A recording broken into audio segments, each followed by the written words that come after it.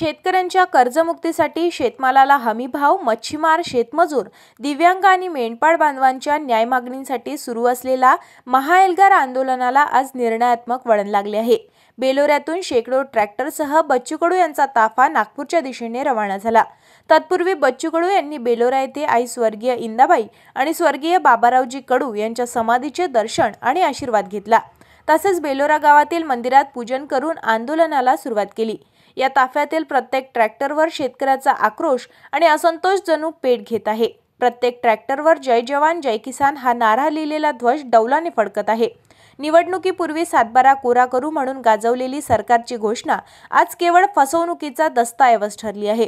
अतिवृष्टी, ढगफुटी, बाजारात शेतमालाला न मिळणारा भाव या सगळ्यांचा जबर फटका बसलेल्या शेतकऱ्यांच्या मनात आज प्रचंड रोष आहे। केंद्र सरकारच्या आयात निर्यात धोरणामुळे कपासावरील आयात शुल्क माफ करण्यात आलं आणि त्यामुळे परदेशी कापूस देशात घुसला। याचा फटका देशातील कापूस उत्पादक शेतकऱ्यांना बसत असून त्यांचे उत्पादन अक्षरशः रस्त्यावर आले आहे। सोयाबीनचा शासकीय हमीभाव 5,330 रुपये असूनही शेतकऱ्यांना केवळ 500 ते 3,000 रुपयात आपली सोयाबीन विकावी लागत आहे। सरकारने दिलेली शेतकऱ्यांची दिवाळी उजळू ही घोषणा आज काळोखात बुडालेली दिसत आहे। कापूस घरी येण्याआधीच व्यापारी त्यांना विकावा लागत आहे। मराठवाडा आणि विदर्भातील मेंढपाळ बांधवांनी गेल्या 5 दिवसांपासून आपले बैल, शेळ्या, मेंढ्या, जनावरे घेऊन नागपूरकडे कूच केली आहे।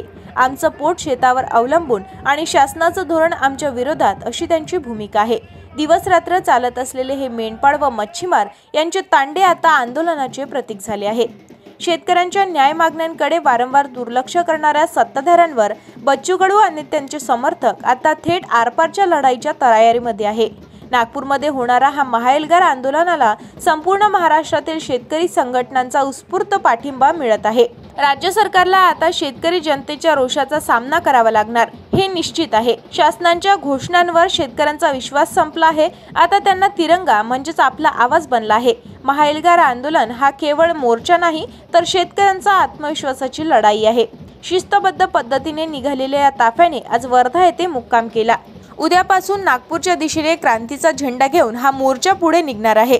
बच्चू कडू स्वतः ट्रॅक्टर चालवून नेतृत्व करत आहे, तर त्यांच्या ट्रॅक्टरवर फडकणारा राष्ट्रध्वज तिरंगा आज शेतकऱ्यांच्या आशा आकांक्षेचं नव्या क्रांतीचं प्रतीक बनला आहे।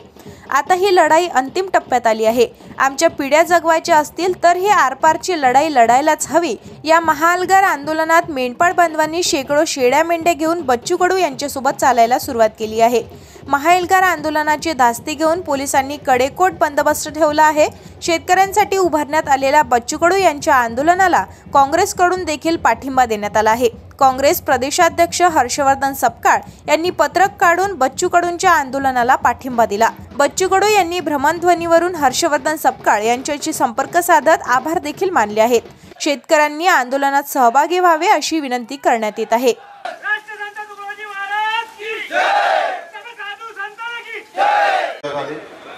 आम्ही ते मोठ्याने सहन करतो।